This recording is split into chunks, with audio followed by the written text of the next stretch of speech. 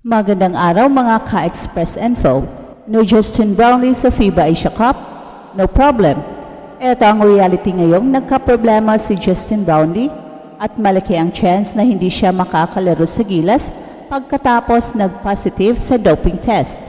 Well, parang isang blessing in disguise na rin ito dahil kung hindi talaga makakalaro si Justin Brownlee, ay ito na ang magiging hudyat na ipasok muli si Jordan Clarkson sa Gilas. I don't think merong problema kung ipapasok si Jordan Clarkson sa Gilas dahil ilang beses na rin siyang nakapaglaro sa Gilas as naturalized player. Kaya siguradong walang roadblocks in terms of eligibility itong si Jordan Clarkson playing for Gilas. His only problem is to play as local dahil ang kanyang classification ngayon ay naturalized kahit na isang legit Pinoy siya. Pero it's not for us to decide on that issue at nasa FIBA lang ang sole authority to decide on eligibility issues. In terms of commitment naman, ay sinabi mismo ni Jordan Clarkson na committed siya sa Gilas. In fact, gusto niya na maglaro siya bilang isang local. Kaya in terms of commitment, ay all-in na itong si Kabayan JC. Ang nakikita lang problema natin ay ang pag-integrate ni Coach Tim Cone ni Jordan Clarkson sa Gilas. Ang familiarity sa sistema ni Coach Tim Cone kasi ay ang pinakamalaking advantage ni Justin Brownlee. Pero knowing the caliber and high basketball IQ of Jordan Clarkson, ay siguro hindi mahirap na i-integrate siya sa team na isang taon nang nabubuo. Buti na lang at merong posibilidad na makalaro si Kai Sotto sa August, although hindi pa ito sigurado, pero there is hope na mangyayari ito dahil maganda ang rehabilitasyon ni Kai.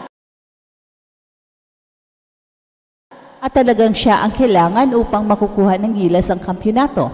Well, yan ang ating pag-uusapan in this video, pero bago yan, ay meron muna tayong pag-giveaway. Hey, hey, hey! Attention mga kapatrol!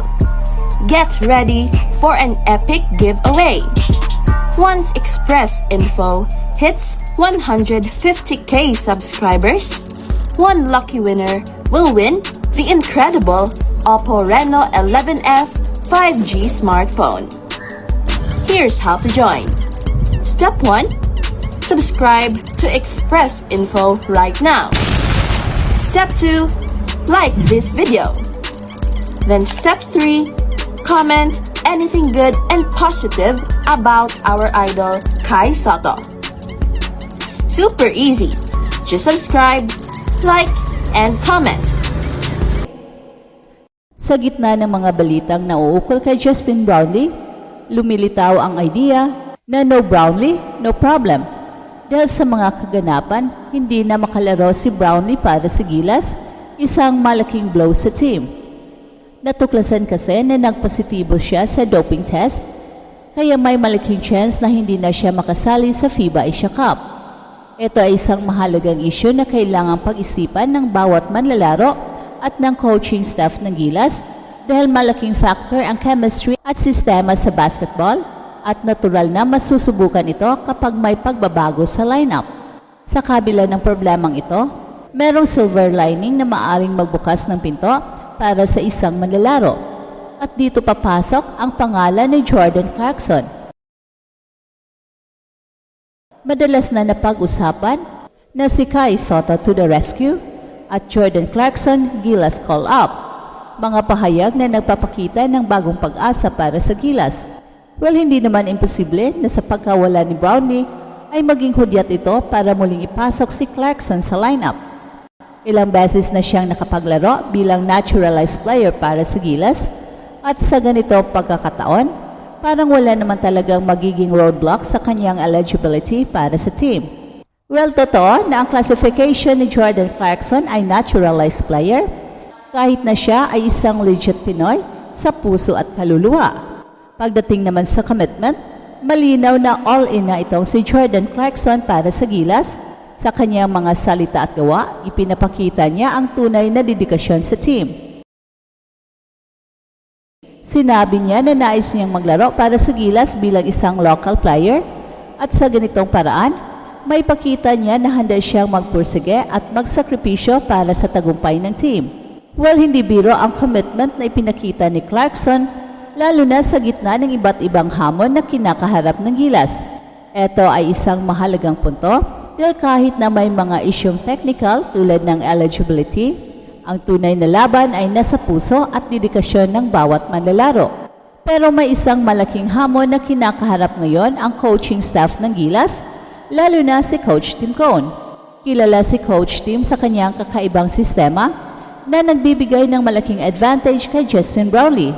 Kaya't ang pag-integrate ni Jordan Clarkson sa sistema ay maaring maging isang malaking hamon.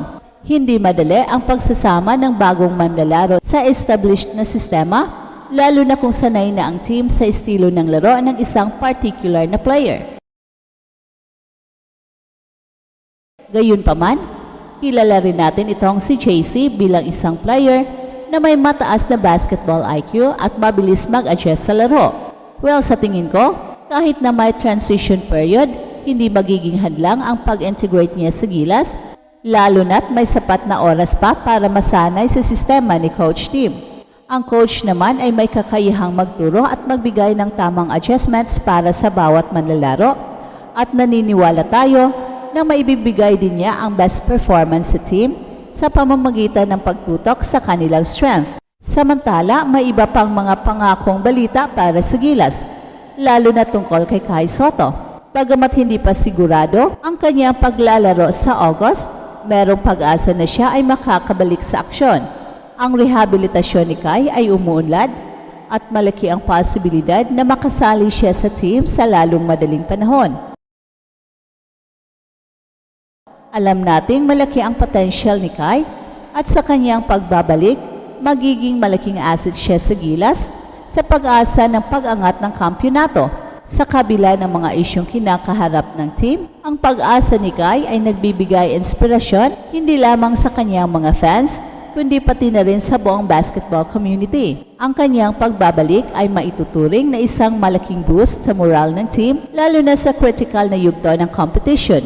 At pag-usapan naman natin ang mas malalim na implikasyon ng pagkawala ni Justin Brownlee. Isa siyang key player na nagdadala ng malaking bahagi ng kanilang offensive at defensive plays. At kung hindi na siya makakasali sa team, kailangan ng Gilas na mag-adjust at muling hanapin ang tamang kombinasyon ng skills at strategies. At dito pumapasok ang kahalagahan ng pag-develop ng bench depth at ang pag-push sa iba pang mga manlalaro na magpakita ng kanilang kakayahan. Sa ganitong paraan, maaari itong magresulta sa mas balanced at flexible na team na handang humarap sa kahit anumang hamon. Isa itong pagkakataon para ipakita ng Gilas na hindi lang nag-iisa ang sandigan nila sa bawat laro, na kahit may nawala man, may mga alternatibong talent na handang pumalit at magbigay ng magandang performance. Nakikita rin natin na ang pagbabagong ito ay magbubukas ng diskusyon tungkol sa sistema ng naturalization sa basketball.